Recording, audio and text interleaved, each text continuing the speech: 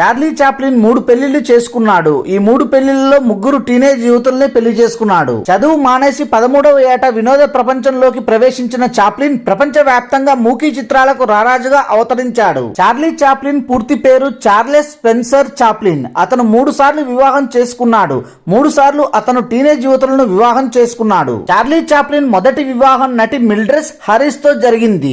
వివాహ సమయంలో Mildred Harris వయసు 17 సంవత్సరాలు. త్వరగానే వీరిద్దరు విడాకులు తీసుకున్నారు. మొదటి భార్యతో విడాకుల తర్వాత చార్లీ చాప్లిన్ నటి లీటా గ్రేనీ రెండో వివాహం చేసుకున్నాడు. అప్పుడు ఆమె వయసు 16 సంవత్సరాలు. ఈ ఇద్దరి మధ్య రిలేషన్ కూడా ఎక్కువ కాలం నిలవలేదు. 54 సంవత్సరాల వయసులో అతను 18 ఏళ్ల ఓనిల్ ను మూడోసారి వివాహం చేసుకున్నాడు. చాప్లిన్ చనిపోయే వరకు ఈమెతోనే కలిసి ఉన్నాడు. ఈ దంపతులిద్దరికి 8 మంది పిల్లలు. 88 సంవత్సరాల వయసులో 25 డిసెంబర్ 1977 చాప్లిన్ మరణించాడు. Thanks for watching this video. For more interesting videos please do subscribe.